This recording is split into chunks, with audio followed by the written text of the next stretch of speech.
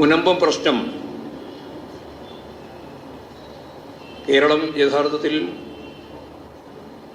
സാമുദായിക സൗഹാർദ്ദം നിലനിർത്തുന്നതിന് ശ്രമിച്ചുകൊണ്ടിരിക്കുന്ന ഒരു സംസ്ഥാനമാണ്. ആ സൗഹാർദ്ദം തകർക്കാൻ, അതിൻ്റെ ഭാഗമായിട്ട് നേട്ടമുണ്ടാക്കാൻ ചിലർ ശ്രമിക്കുന്നു എന്നുള്ളത് മതരാഷ്ട്രവാദികൾ ഉൾപ്പെടെ ഇത്തരത്തിൽ ഇടപെടുന്നു എന്നുള്ളത് പകൽ വെളിച്ചം പോലെ നമ്മൾ കാണുകയാണ്. മുനമ്പം പ്രശ്നത്തിൽ പ്രകോപനപരമായ നിലപാടുകൾ നാടിൻ്റെ സാമുദായിക അന്തരീക്ഷത്തെ തകർക്കുന്നതിന് ഇടയാക്കുമെന്നെല്ലാവർക്കും അറിയാം.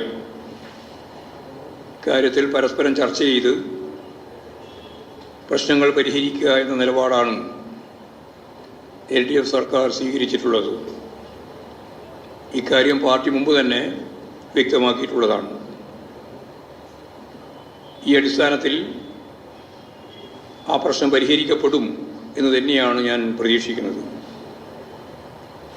മണിപ്പൂരിലെ വംശഹത്യ എന്ന നിലപാട് സംസ്ഥാന ഗവൺമെൻറ്റും കേന്ദ്ര ഗവൺമെൻറ്റും ചേർന്ന്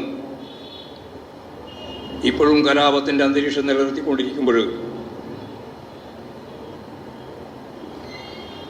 അത് പരിഹരിക്കുന്നതിന് വേണ്ടിയുള്ള ഒരു നിലപാടും കേന്ദ്ര ഗവൺമെൻറ്റിൻ്റെ ഭാഗത്തു നിന്നില്ല. സംഘർഷങ്ങൾ നിലനിർത്തി തങ്ങളുടെ സ്വാധീനം വർദ്ധിപ്പിക്കാൻ ശ്രമിക്കുകയാണ് നരേന്ദ്രമോദി ഉൾപ്പെടെയുള്ള കേന്ദ്ര ഭരണാധികാരികൾ. കേന്ദ്ര സർക്കാരിൻ്റെ ഈ നയങ്ങൾക്കെതിരെ നിലപാടുകൾ എടുക്കുന്നതിന് പകരം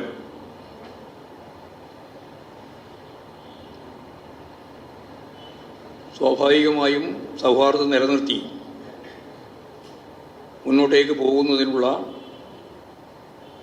സംഘർഷ ലഘൂകരണ പ്രക്രിയയിൽ ഇടപെട്ടുകൊണ്ടിരിക്കുന്ന ഗവൺമെൻറ്റിനെ കേരളത്തിൽ കുറ്റപ്പെടുത്താനാണ് ചിലർ ശ്രമിക്കുന്നത്. അപ്പോൾ മതസൗഹാർദ്ദം നിലനിർത്താനുള്ള ശ്രമങ്ങളിലൂടെ തന്നെ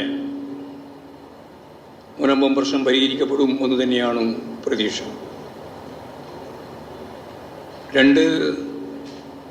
ഒരു പാർലമെൻറ്റ് നിയോജകമണ്ഡലത്തിലും ഒരു അസംബ്ലി നിയോജകമണ്ഡലത്തിലും ഉൾപ്പെടെ 2 ഉപതെരഞ്ഞെടുപ്പുകൾ ഇതിനകം പൂർത്തിയാക്കുകയുണ്ടായി. ചേലക്കര ഉപതെരഞ്ഞെടുപ്പിൽ LDF വൻ ഭൂരിപക്ഷത്തോടുകൂടി ജയിക്കാൻ പോവുകയാണ്. വയനാട് മണ്ഡലത്തിലെ തെരഞ്ഞെടുപ്പിൽ കഴിഞ്ഞ തവണത്തേക്കാൾ മികച്ച പ്രകടനമാണ് LDFൻ്റേതെന്ന് വ്യക്തവുമാണ്. ഇത്രയും കാര്യങ്ങളാണ് പൊതുവായിട്ട് പറയാനുള്ളത്.